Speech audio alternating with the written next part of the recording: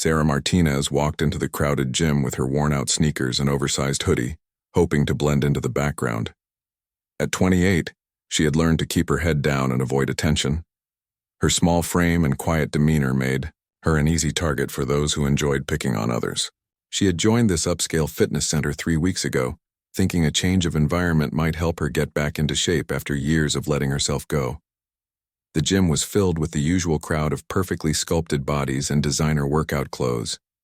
Sarah felt out of place among the Instagram-worthy fitness enthusiasts who seemed to live and breathe the gym lifestyle. She made her way to the back corner where the older weight machines sat, hoping to complete her workout without drawing any unwanted attention. As she began her warm-up routine on the treadmill, Sarah noticed a group of 5 people gathered near the free weights section. They were the type who clearly considered themselves the gym's elite. Muscular men with expensive workout gear, and women with flawless makeup even while sweating. This particular group had made it their mission to comment on everyone who didn't meet their standards. "Look what the cat dragged in," whispered Jessica, a blonde woman with perfectly white teeth and a voice that carried further than she pretended. She nodded towards Sarah, who was struggling to adjust the treadmill settings. "Some people really don't know when they're out of their league." Marcus, the apparent leader of the group, chuckled as he loaded more weight onto his barbell. His arms were covered in tattoos that he claimed represented his warrior spirit, though the closest he had come to any real conflict was arguing with customer service representatives. "Maybe someone should tell her this isn't Planet Fitness," he said loudly enough for others to hear. Sarah pretended not to notice the stares and whispered comments. She had developed thick skin over the years, learning to ignore the judgment of others. Her past had taught her that most people who felt the need to put others down were usually dealing with their own insecurities. She increased the speed on her treadmill and focused on her breathing, a technique she had learned long ago to stay calm under pressure. The group's attention shifted back to their own workouts, but Sarah remained on their radar. Over the next hour, she moved through different exercises, trying to remember the routines she once knew by heart. Her form was still good, muscle memory kicking in despite the years away from serious training. She approached the pull-up bar, knowing it would be a challenge but determined to push herself. As Sarah jumped up to grab the bar, she managed 3 clean pull-ups before her arms began to shake. It wasn't impressive by her old standards, but it was progress. She dropped down, breathing heavily but satisfied with the effort. "Oh wow, 3 whole pull-ups," came a sarcastic voice from behind her. It was Derek, one of Marcus's followers who seemed to exist solely to echo his leader's comments. "I'm sure the special forces are recruiting any day now." The group erupted in laughter, with Jessica adding, "Maybe she thinks this is basic training or something. Someone should tell her the military has standards." Sarah's jaw tightened slightly, but she said nothing. She grabbed her water bottle and moved toward the leg press machine, trying to maintain her composure.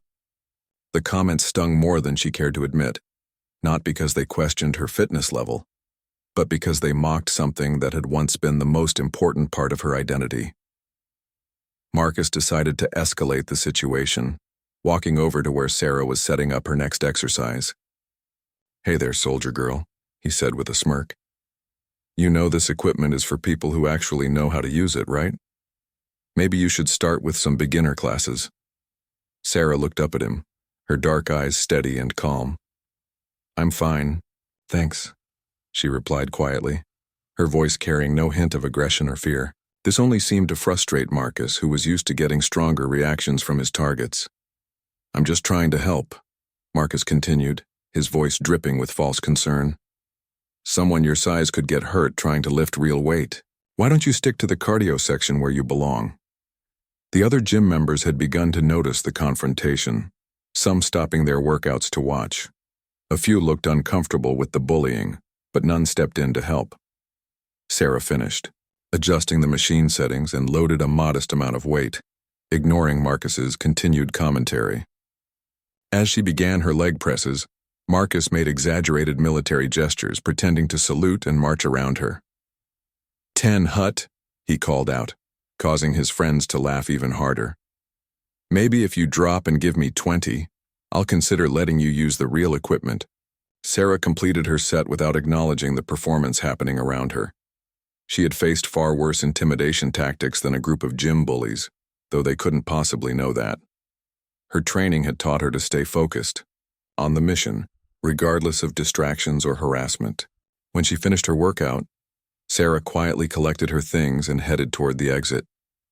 The group had grown bolder throughout the session, making increasingly loud comments about her appearance, her workout choices, and her apparent military fantasies. Other gym members had begun to whisper among themselves, some expressing disapproval of the bullying while others seemed entertained by the show. As Sarah reached the door, Jessica called out one final insult. "Same time tomorrow, G.I. Jane. We'll be here to watch you play pretend soldier again." Sarah paused for just a moment at the door, her hand on the handle. She turned back slightly, her gaze sweeping across the group with an expression that was unreadable. Without saying a word, she pushed through the door and walked out into the evening air. The group celebrated their apparent victory, high-fiving each other and recounting their best lines from the encounter. They had no idea that they had just made the biggest mistake of their lives. Sarah Martinez wasn't playing pretend soldier. She was the real deal, and she was about to remind them why you should never judge a book by its cover. Sarah sat in her small apartment that evening, staring at the framed photo on her nightstand. The image showed a younger version of herself in full military dress uniform, standing proudly with her sealed trident gleaming on her chest. She was one of only a handful of women who had ever earned the right to wear that symbol, having completed the grueling basic underwater demolition SEAL training that broke most men who attempted it. The journey to that moment had been anything but easy. Sarah had grown up in a working-class family where her father, a former Marine, had instilled in her the values of discipline, honor, and never backing down from a challenge. When she announced her intention to join the Navy and pursue special operations, most people laughed. Even her own family had their doubts about whether someone her size could handle the physical demands. But Sarah had always been different. What she lacked in size, she made up for in determination and mental toughness. She spent 2 years preparing for SEAL training, pushing her body to limits that seemed impossible. She ran marathons, swam in freezing ocean water, and trained in martial arts until her techniques were flawless. When she finally arrived at the Naval Special Warfare Center in Coronado, she was ready for anything they could throw at her. The instructors tried to break her from day one. They made her carry heavier logs during beach runs, subjected her to extra physical tests, and questioned whether she belonged there every single day. But Sarah never quit. During Hell Week, the infamous 5.5-day test of human endurance with only 4 hours of sleep total, she watched grown men twice her size ring the bell and walk away. She kept going when her body screamed for rest and her mind begged her to give up. Her memory drifted to one particular moment during training when an instructor had screamed in her face, questioning her commitment and abilities. Instead of breaking down or fighting back, Sarah had simply stared straight ahead and replied, "Instructor, I'm not going anywhere." That moment had become legendary among her class, and from that day forward, her fellow candidates knew she was the real deal. After graduation, Sarah had been deployed on multiple classified missions around the world. She had saved lives, eliminated threats, and served her country with distinction for 8 years. Her teammates trusted her with their lives, and she had never let them down. She had earned medals for valor, and had been personally commended by high-ranking officials for her service. But a training accident 3 years ago had changed everything. During a routine parachute jump, equipment failure had resulted in a hard landing that shattered her left leg and damaged her back. The doctors had told her she was lucky to walk again, let alone continue active duty. After months of painful rehabilitation, Sarah faced the hardest decision of her life, accepting a medical retirement from the only career she had ever wanted. The transition to civilian life had been brutal. Sarah struggled with depression and a sense of lost identity. Without the structure and purpose of military life, she felt adrift. She had tried various jobs but couldn't find anything that gave her the same sense of meaning. Slowly, she had let her physical fitness decline and retreated from social situations. The confident warrior had become a shadow of her former self. Now, sitting in her apartment after the humiliating encounter at the gym, Sarah felt something stirring inside her that had been dormant for too long. The comments from Marcus and his crew hadn't just insulted her current state. They had mocked everything she had sacrificed for her country. They had disrespected the memory of fallen comrades who had died protecting the freedom that allowed these bullies to act however they wanted. Sarah walked to her closet and pulled out a large duffel bag from the back corner. Inside were items she hadn't touched in months: her old workout gear, military-issued equipment that she had been allowed to keep, and training manuals that contained lessons learned through blood, sweat, and tears. At the bottom of the bag was a small wooden box containing her SEAL trident and other military honors. She picked up the trident and held it in her palm, feeling its weight. The symbol represented more than just personal achievement. It represented the elite brotherhood and sisterhood of warriors who had earned the right to call themselves SEALs.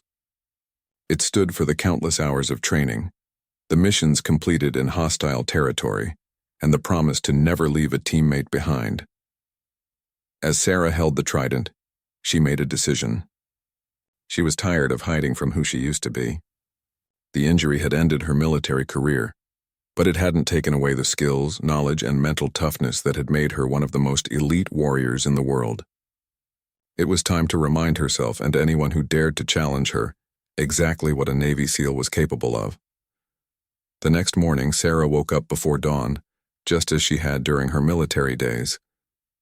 She put on her old Navy PT uniform and went for a run through the quiet streets of her neighborhood.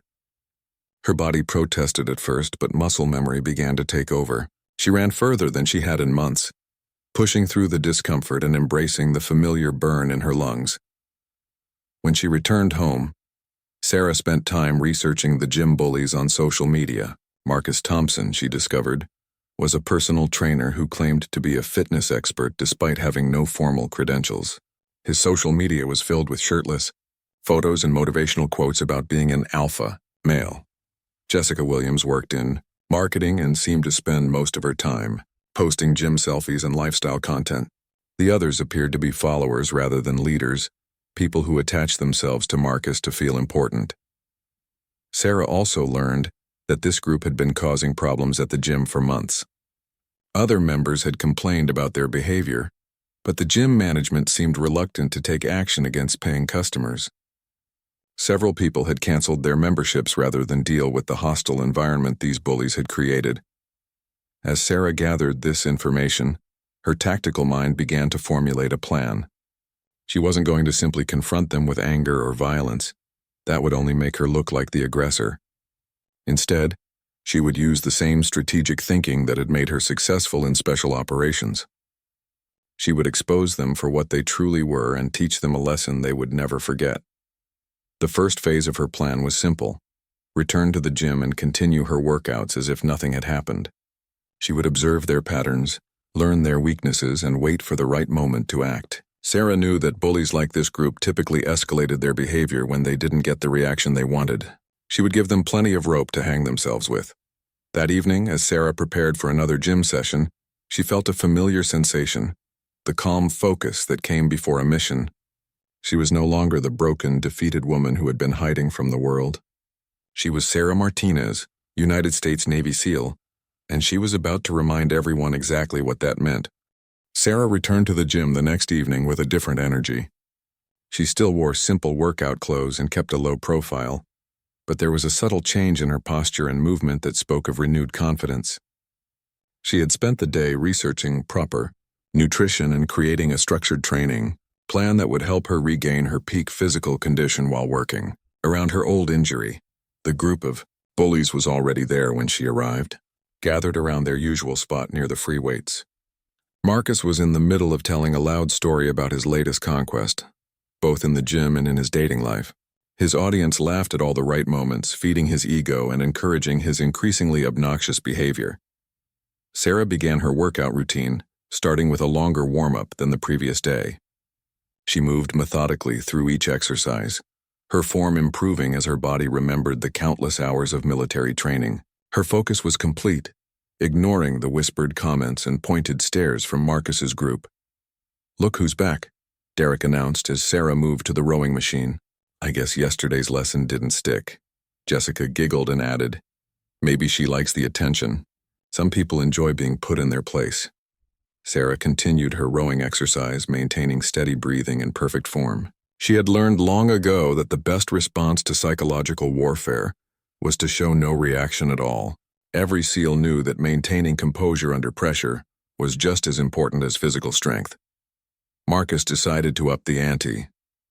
He walked over to the rowing machine next to Sarah's and began an exaggerated workout routine, grunting loudly and making comments about proper technique. "You're doing it all wrong," he said, not bothering to lower his voice. "That's not how real athletes train."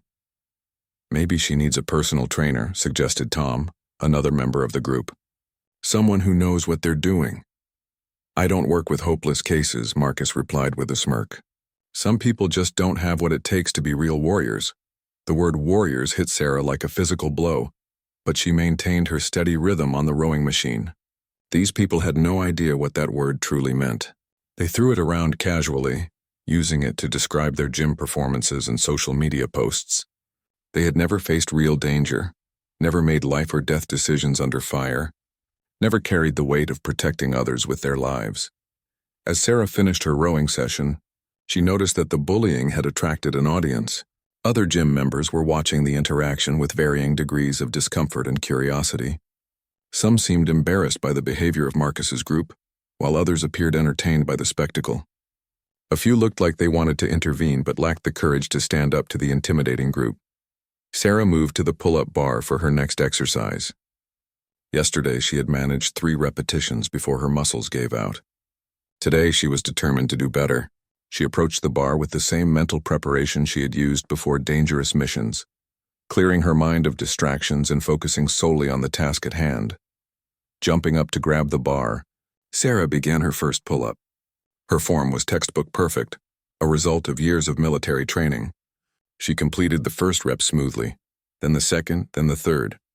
Instead of dropping down as she had the day before, Sarah continued. 4th rep, 5th rep, 6th rep.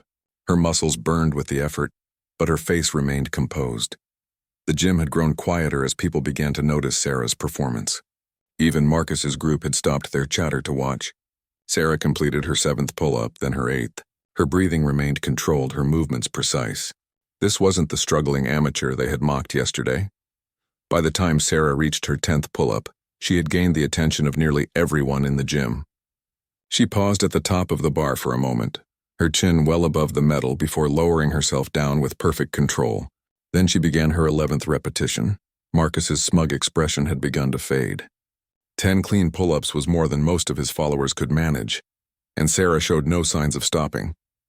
She continued with machine-like precision. 12, 13, 14, 15. The muscles in her back and arms stood out clearly now, revealing a level of conditioning that hadn't been visible under her loose clothing. When Sarah finally dropped from the bar after completing 20 perfect pull-ups, the gym was nearly silent. She had performed the exercise with a level of skill and endurance that impressed even the most serious athletes present. Her breathing was elevated but controlled, and she showed no signs of the exhaustion that should have accompanied such an effort. "Lucky streak," Marcus muttered, but his voice lacked its usual confidence. Jessica and the others remained silent, clearly surprised by Sarah's unexpected display of strength. Sarah moved on to her next exercise without acknowledging the stares or comments. She approached the bench press station, where Marcus had been showing off earlier with what he claimed was an impressive amount of weight. The bar was still loaded with the plates he had been using, 225 pounds, which he had struggled to complete for 3 repetitions. Without fanfare, Sarah lay down on the bench and positioned herself under the bar. She checked her grip, took a deep breath, and lifted the weight from the rack. The bar moved smoothly upward, held steady for a moment, then lowered to her chest with perfect control. She pressed it back up just as smoothly, completing the first repetition with an ease that made Marcus's earlier struggle look embarrassing. The second rep was just as smooth as the first. Then the third, fourth, and fifth. Sarah's technique was flawless, her breathing steady, her movements controlled. She was bench pressing Marcus's maximum weight as if it were a warm-up exercise. "She's going to hurt herself," Derek said nervously, but his words rang hollow. Sarah clearly knew exactly what she was doing. Sarah completed 10 repetitions with the weight that Marcus had barely managed 3 times. When she finished, she calmly returned the bar to the rack and sat up, showing no signs of strain or fatigue. The display of strength had been even more impressive than her pull-up performance. As Sarah moved away from the bench press, She noticed that the atmosphere in the gym had completely changed. People were looking at her with new respect and curiosity. Some were whispering among themselves, trying to figure out who she really was. The confident mockery from Marcus's group had been replaced by uncomfortable silence. But Sarah knew this was just the beginning. She had revealed a glimpse of her true capabilities, but the real lesson was yet to come. These bullies needed to understand not just that they had misjudged her physical abilities, but that they had made the mistake of targeting someone who possessed skills and knowledge far beyond anything they could imagine. As Sarah finished her workout and prepared to leave, she could feel the eyes of the entire gym following her movements. The quiet woman who had been dismissed as weak and worthless had just demonstrated abilities that commanded respect. But more importantly, she had sent a clear message to Marcus and his followers. They had chosen the wrong target, and their games were about to become very serious indeed. Word about Sarah's impressive gym performance spread quickly through social media and the local fitness community. Several people had recorded videos of her pull-ups and bench press session, sharing them online with captions like, "Mystery Woman Destroys Gym Records," and "Who is this fitness goddess?" The videos gained thousands of views overnight, with fitness enthusiasts trying to identify the woman who had displayed such incredible strength and technique. Marcus and his crew found themselves in an uncomfortable position. Their usual targets were people they could easily intimidate and humiliate. Sarah's unexpected display of athleticism had thrown their entire dynamic off balance. Marcus spent the night obsessively watching the videos online, trying to convince himself and his followers that it was just a lucky performance. "Anyone can have one good day," he posted on his social media. "Real strength is about consistency and proving yourself over time. Some people just get lucky with camera angles and good lighting." But his confidence was clearly shaken. The comments on his post were filled with people asking if he could perform 20 perfect pull-ups or bench press his own maximum weight for 10 repetitions. Many pointed out that the woman in the viral videos had made his previous gym performances look amateur by comparison. Sarah, meanwhile, continued her methodical approach to reclaiming her fitness and identity. She arrived at the gym early the next morning before Marcus's group typically showed up. The early morning crowd was different. Serious athletes focused on their training rather than social posturing. They greeted Sarah with respectful nods, having heard about her previous day's performance. She worked through an intense full-body routine that showcased more of her military training background. Her exercises were functional and practical, rather than show-focused. She performed military-style burpees, combat conditioning drills, and strength movements that emphasized real-world application over appearance. Every movement was precise and purposeful, reflecting years of training designed to save lives in dangerous situations. Dr. Patricia Williams, a retired Army colonel who worked out at the same gym, approached Sarah during a rest period. She had been watching Sarah's technique and recognized the telltale signs of military training. "Excuse me," she said politely, "but I couldn't help noticing your form and exercise selection. Did you serve?"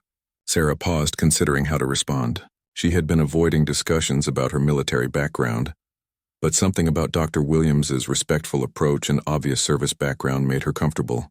"Navy," she replied simply. Dr. Williams nodded knowingly. "Special operations?" she asked quietly. "SEALs," Sarah confirmed, her voice barely above a whisper. Dr. Williams's expression immediately shifted to one of profound respect. As a former Army officer, she understood exactly what Sarah's achievement meant. "Thank you for your service," she said sincerely. "And I'm sorry for whatever brought you to civilian life. The transition is never easy for people at your level." The conversation was brief but meaningful for Sarah. It reminded her that there were people who understood and appreciated her sacrifices without needing explanations or proof. Dr. Williams represented the military community that had been her family for so many years. That evening, Marcus and his group arrived at the gym determined to reassert their dominance.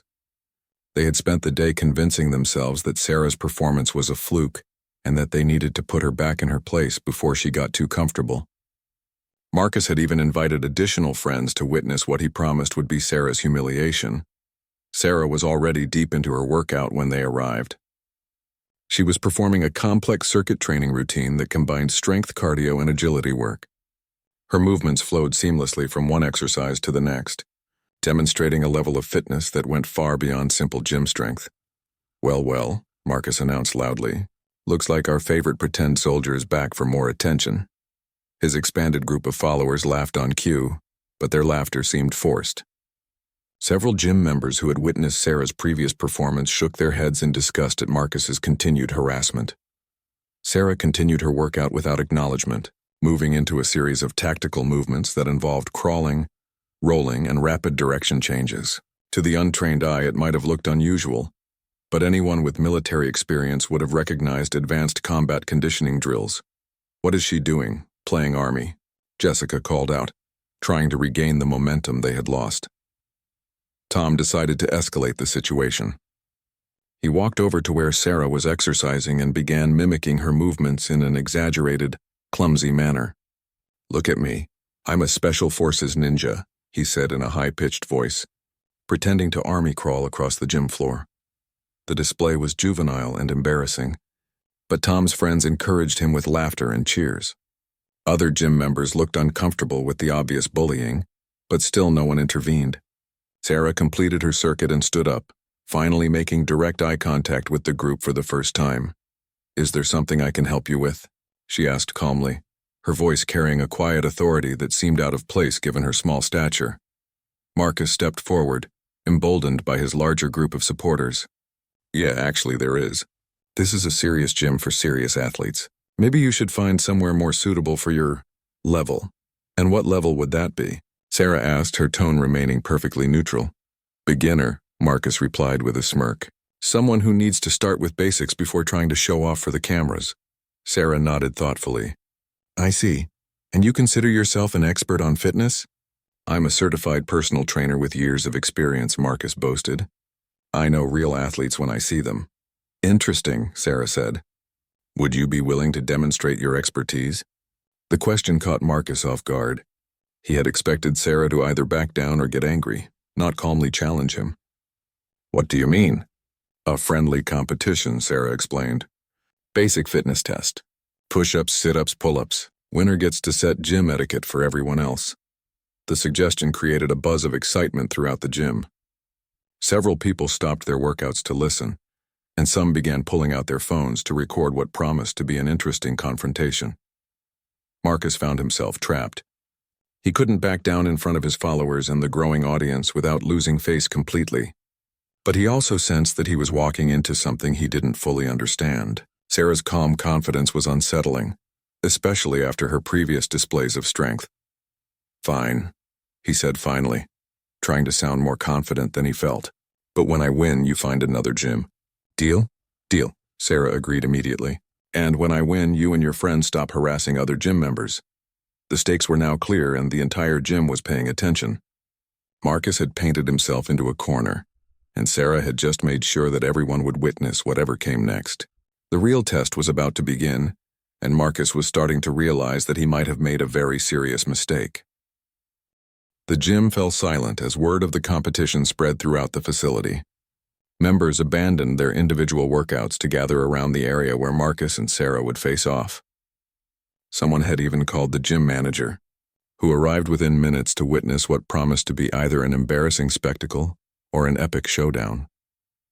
Dr. Williams positioned herself near the front of the crowd, her expression serious. She understood the significance of what was about to unfold better than anyone else present.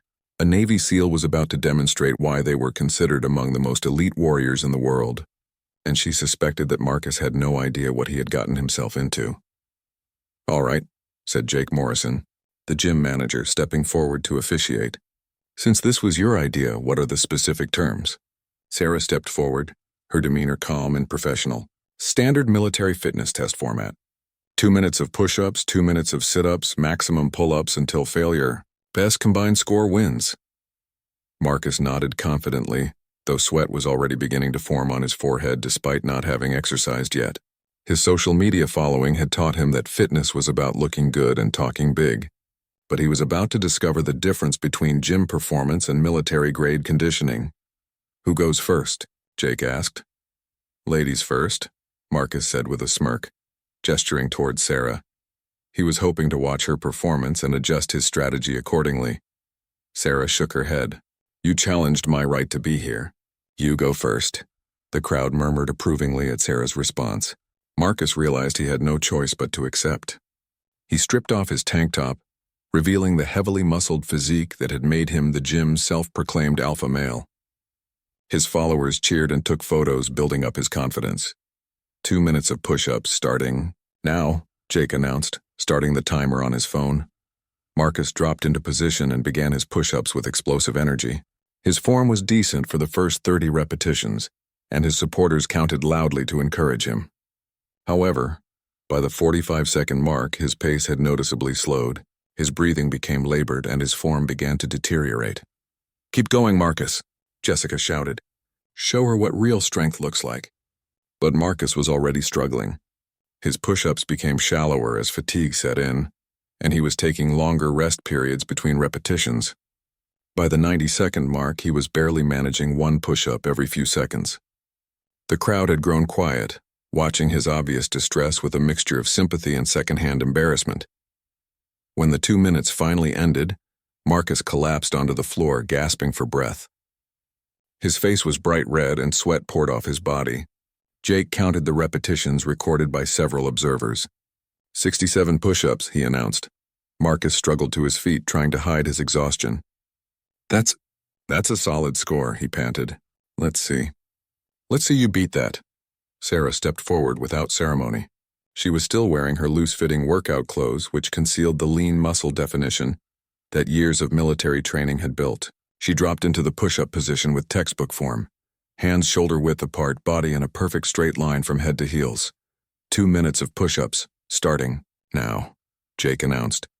Sarah began her push-ups with a steady, rhythmic pace that immediately stood out from Marcus's frantic start. Each repetition was identical to the last. Full range of motion, perfect form, controlled breathing. She maintained the same tempo for the first 30 seconds, then the first minute, showing no signs of fatigue. The crowd began to murmur as they realized they were witnessing something extraordinary. Sarah's pace never varied, her form never deteriorated. She moved like a machine, each push-up as crisp and controlled as the first. Her breathing remained steady throughout, a stark contrast to Marcus's labored gasps. As the second minute began, Sarah actually increased her pace slightly. The crowd started counting along, their voices growing louder with each repetition. Marcus and his friends watched in stunned silence as Sarah surpassed his total with more than 30 seconds remaining on the clock. When time was called, Sarah completed her final push-up and stood up smoothly, showing no signs of the exhaustion that had overwhelmed Marcus. Her breathing was elevated but controlled, and she wasn't even sweating heavily. 112 push-ups, Jake announced, his voice filled with amazement. The crowd erupted in applause and cheers. Marcus's jaw dropped as he realized he had just been thoroughly outclassed. His score of 67 had seemed respectable until Sarah demonstrated what real conditioning looked like. "Lucky round," Derek mumbled, but his words carried no conviction. The sit-up portion followed the same pattern. Marcus managed 58 repetitions before fatigue overwhelmed him, his form becoming sloppy as he struggled to complete each one. Sarah approached the exercise with the same methodical precision, completing 96 perfect sit-ups while maintaining steady breathing and flawless technique. By this point, Marcus was visibly shaken. His confident demeanor had evaporated, replaced by the dawning realization that he was completely outmatched. His friends had grown quiet, unable to explain away Sarah's obvious superiority. The pull-up portion would be the final test, and Marcus knew it was his weakest area. He managed 11 pull-ups before his grip failed and he dropped from the bar, his arms shaking with exhaustion. He had given everything he had, but it wasn't nearly enough. Sarah approached the pull-up bar with the same calm confidence she had shown throughout the competition. The crowd had grown larger as word spread throughout the gym and even drew people from the parking lot. Everyone sensed they were witnessing something special. She jumped up to grab the bar and immediately began her pull-ups with the same machine-like precision she had displayed in the other exercises. 10, 20, 30 repetitions passed without any change in her form or pace. The crowd had gone silent, mesmerized by her performance. At 40 pull-ups, Sarah showed the first signs of effort, a slight tremor in her arms and slightly heavier breathing. But she continued with unwavering determination. 50, 60, 70 pull-ups. The number seemed impossible, but there was no denying what everyone was witnessing. When Sarah finally dropped from the bar after completing 83 pull-ups, the gym exploded in cheers and applause. People were taking photos and videos, calling friends to tell them what they had witnessed. Marcus and his crew stood in stunned silence, completely humiliated by the demonstration they had just witnessed. Dr. Williams stepped forward, her face beaming with pride. "Ladies and gentlemen," she announced loudly, "you have just witnessed a performance by a United States Navy SEAL. This woman has served our country with distinction in special operations, and she has just shown you why SEALs are considered the most elite warriors in the world." The revelation sent shockwaves through the crowd. People began applauding even louder, many calling out their thanks for Sarah's service. Marcus and his friends looked around desperately, realizing that they had not only been physically dominated, but had also been exposed as bullies who had been taunting a genuine American hero. The competition was over, but the real reckoning was just beginning. The revelation that Sarah was a Navy SEAL sent shockwaves throughout the gym and beyond. Within hours, videos of her incredible fitness demonstration had gone viral on social media, with millions of views and thousands of comments praising her performance and service. The story quickly spread to local news outlets, military blogs, and fitness communities worldwide. Marcus and his crew found themselves at the center of a public relations nightmare. Screenshots of their social media posts mocking Sarah began circulating online, accompanied by the videos of her dominant performance. Comments poured in from military veterans, fitness enthusiasts, and ordinary citizens expressing outrage at their treatment of a decorated service member. "Can you believe these clowns were mocking a Navy SEAL?" read one typical comment. "They have no idea what real strength and sacrifice look like." Marcus's personal training business, which he had built largely through social media marketing, began to crumble overnight. Clients started canceling their sessions, and the gym where he worked part-time as a trainer received dozens of calls demanding his removal. His Instagram followers, who had once cheered his alpha male persona, now flooded his posts with criticism and calls for accountability. Jessica faced similar consequences at her marketing job. Her company, concerned about the negative publicity, placed her on administrative leave pending an investigation into her conduct. The videos clearly showed her participating in the harassment of a military veteran, which violated the company's core values and code of conduct. The other members of the group faced their own reckonings. Derek, who worked in sales, found potential clients refusing to do business with him after his behavior became public knowledge. Tom lost his position as a volunteer youth coach when parents discovered his involvement in bullying a service member. Meanwhile, Sarah found herself reluctantly thrust into the spotlight. Military veterans organizations reached out to invite her to speak at events. Fitness companies offered sponsorship deals. Local news stations requested interviews. The attention was overwhelming for someone who had spent years trying to remain invisible. Jake Morrison, the gym manager, approached Sarah the day after the competition with a formal apology and an offer. "I'm sorry we allowed that behavior to continue for so long," he said sincerely. "We should have intervened much sooner. I'd like to offer you a complimentary lifetime membership and invite you to consider teaching some fitness classes. Here." Sarah appreciated the gesture, but was more interested in the changes he promised to implement. The gym would now have a zero-tolerance policy for harassment and bullying. Staff would be trained to recognize and address inappropriate behavior immediately. Marcus and his crew had been permanently banned from the facility. Dr. Williams became an unexpected ally and friend. She invited Sarah to join a veterans support group that met weekly at the local VFW hall. The group consisted of military retirees from all branches who were working through the challenges of civilian transition. "The hardest part isn't the physical injuries," explained Frank Rodriguez, a former Army Ranger who had lost his leg in Afghanistan. "It's losing your sense of purpose and identity. In the military, you know exactly who you are and what you're supposed to do. Out here, everything feels uncertain." Sarah found comfort in speaking with people who understood her struggles. For the first time since her medical retirement, she felt like she belonged somewhere. The group members shared stories of their own difficult transitions, offering practical advice and emotional support. Through these conversations, Sarah began to process the guilt and anger she had been carrying since her injury. She realized that her worth wasn't defined solely by her ability to serve in active duty. Her skills, experience, and character had value beyond the battlefield. The viral fame brought unexpected opportunities. A major fitness equipment company offered Sarah a position as a spokesperson and trainer-developer. A publisher approached her about writing a book about her military experience and transition to civilian life. Television producers wanted to create a documentary about women in special operations. But the most meaningful contact came from Maria Santos, a young woman who had seen the videos online. Maria was preparing to enlist in the Navy with hopes of pursuing special operations training. She reached out to Sarah through social media, asking for advice and mentorship. "I've wanted to be a SEAL since I was 12 years old," Maria wrote in her message. "Everyone tells me I'm too small, too weak, that women don't belong in special operations.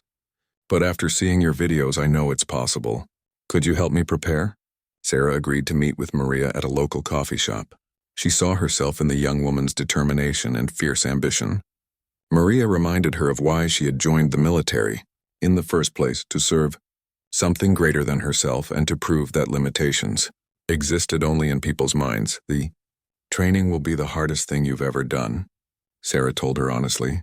"It will break you down physically and mentally. But if you truly want it, if you're willing to sacrifice everything for the opportunity to serve at that level, then you can make it." Sarah began training Maria, passing on the knowledge and techniques that had carried her through SEAL training and multiple deployments. Working with Maria gave Sarah a new sense of purpose and helped her realize that her military career had prepared her for a different kind of service. As word spread about Sarah's mentoring work, other young women interested in military service began reaching out. Sarah found herself becoming an informal recruiter and trainer for women, seeking to break barriers in special operations and other male-dominated military fields. The gym bullies who had inadvertently launched Sarah's return to prominence were struggling with the consequences of their actions. Marcus had lost most of his clients and was forced to take a job at a retail store to pay his bills. His social media presence, once a source of pride and income, had become a liability. One evening, Marcus encountered Sarah at a grocery store. He approached her hesitantly, his former arrogance replaced by obvious shame and regret. "I owe you an apology," he said quietly. "I was completely out of line. I had no idea who you were or what you had done for our country." "I'm sorry." Sarah studied his face, looking for signs of sincerity. She saw a man who had been humbled by the consequences of his actions, someone who might actually have learned from his mistakes. "Apology accepted," she replied simply. "But this isn't really about me. It's about how you treat people in general. Everyone deserves respect, regardless of their background or abilities." Marcus nodded, understanding the broader lesson. His behavior towards Sarah had been just an extreme example of how he had treated anyone he perceived as weak or different. The public backlash had forced him to confront the ugliness of his character and begin the difficult work of changing himself. The incident at the gym had become a turning point for everyone involved. Sarah had rediscovered her sense of purpose and identity beyond her military service. The bullies had learned painful but necessary lessons about respect and consequences. The gym community had been reminded about the importance of standing up against harassment and supporting one another, but the story was far from over. Sarah's return to the public eye would soon bring challenges and opportunities that would test her in ways she had never experienced, even during her most dangerous military missions. 6 months after the gym incident that changed everything, Sarah Martinez stood before a packed auditorium at the Naval Special Warfare Center in Coronado, California. She had been invited to speak to the current SEAL training class about perseverance, identity, and finding purpose beyond active duty. The same training facility where she had once proven herself as one of the first women to earn the SEAL Trident now welcomed her back as an inspirational speaker and mentor. The audience consisted of SEAL candidates in various stages of training, active duty SEALs, and military leadership. Many of them had seen the viral videos of her gym confrontation and had heard about her transition work with aspiring female special operations candidates. Her story had become legendary within the special operations community. 3 years ago, I thought my life was over," Sarah began, her voice carrying clearly through the auditorium. "A training accident had ended my military career, and I believed that without the Navy, without my trident, I was nothing. I spent months hiding from the world, ashamed of what I had become and convinced that my best days were behind me. She paused, making eye contact with several trainees in the front row. Their faces showed the intensity and determination she remembered from her own training days. Then a group of gym bullies decided to mock what they thought was a weak, pathetic woman playing soldier. They had no idea they were about to learn the most important lesson of their lives, that true strength doesn't come from the size of your muscles or the loudness of your voice. It comes from the depth of your character and the courage to stand up for what's right, even when you're standing alone. The audience listened intently as Sarah recounted her journey from broken veteran to renewed warrior. She spoke about the importance of remembering that military training created more than just soldiers. It forged leaders, protectors, and citizens who carried their values into every aspect of civilian life. Your trident, your tab, your wings, whatever symbol you earn here, represents more than just military achievement. It represents a commitment to excellence, integrity, and service that extends far beyond your active duty career. The question isn't what you'll do if you can no longer serve in uniform. The question is how you'll continue to serve your community, your family, and your country in whatever capacity life demands. After her speech, Sarah was approached by Commander Rebecca Hayes, the officer in charge of the SEAL training program. Commander Hayes had been following Sarah's work with aspiring female candidates and had a proposition. "We want to offer you a position as a civilian contractor," Commander Hayes explained. "You'd be working with our pre-training preparation program, helping candidates, especially women, get ready for the physical and mental challenges they'll face here. Your story and experience could make the difference between success and failure for the next generation of SEALs." The offer represented everything Sarah had been working toward since her unexpected return to prominence. She would be back in the military community where she belonged, using her skills and experience to help others achieve their dreams. It was a chance to serve again, just in a different capacity. Meanwhile, the gym bullies who had inadvertently launched Sarah's comeback were experiencing their own transformations. Marcus had used the public humiliation as motivation for genuine self-improvement. He had enrolled in college to study physical therapy, hoping to help injured veterans recover from their wounds. The experience of being thoroughly outclassed by Sarah had taught him humility and respect for others. Jessica had left her marketing job and was now working for a nonprofit organization that supported military families. Her public shaming had forced her to examine her values and priorities, leading to a complete lifestyle change. She had reached out to Sarah through the organization, asking if there was any way she could help with the mentoring program. Derek and Tom had also made significant changes in their lives. Derek had joined a volunteer organization that helped homeless veterans find housing and employment. Tom had returned to school to become a teacher, wanting to work with young people and help them develop character and respect for others. The transformations weren't easy or quick. All of them struggled with the consequences of their actions and the work required to become better people. But the public accountability had forced them to confront aspects of their character that they had previously ignored. Sarah's mentoring program had grown into a national organization called Breakthrough Warriors. The program provided physical training, mental preparation, and mentorship for women seeking careers in special operations and other challenging military fields. Maria Santos, the young woman who had first reached out to Sarah, had successfully completed SEAL training and was now serving on active duty. The program's success attracted attention from military leaders and civilian organizations alike. Sarah found herself testifying before Congress about the importance of diversity in special operations and speaking at corporate events about leadership and overcoming adversity. But perhaps the most meaningful moment came during a quiet evening at the gym where everything had started. Sarah was working out alone, going through her routine, when she noticed a young woman struggling with her exercises. The woman was clearly new to fitness, attempting movements that were beyond her current ability level. Sarah approached her with the same calm confidence she had shown during her confrontation with Marcus. "Would you like some help with your form?" she asked gently. The woman looked embarrassed. "I'm probably doing everything wrong. I just joined last week and I have no idea what I'm doing." "Everyone starts somewhere," Sarah replied with a smile. "The important thing is that you're here, trying to improve yourself. That takes courage." As Sarah helped the woman adjust her technique and offered encouragement, she realized how far she had come from the broken, hiding person she had been just months earlier. The bullies who had tried to break her down had instead helped her discover a new mission and purpose. The gym incident had taught everyone involved important lessons about respect, character, and the danger of judging others by their appearance. Sarah had learned that her value extended far beyond her military service, that her skills and experience could continue to serve others in new ways. The bullies had learned that actions have consequences, that targeting others for harassment could destroy their own lives and reputations. But more importantly, they had learned that redemption was possible through genuine change and service to others. The gym community had learned to stand up against harassment and support those who needed help.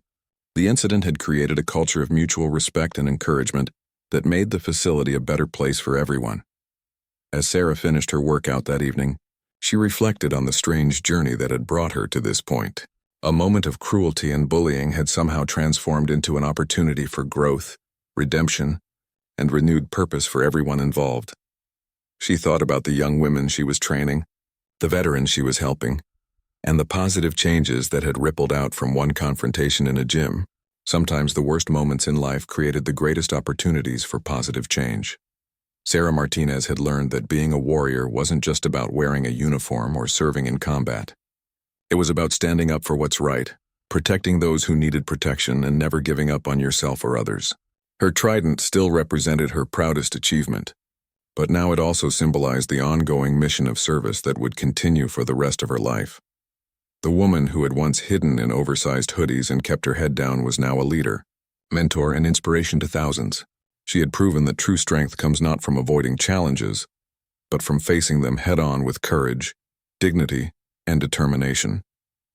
The bullies had thought they were targeting an easy victim, but they had instead awakened a sleeping warrior who would spend the rest of her life making the world a better place.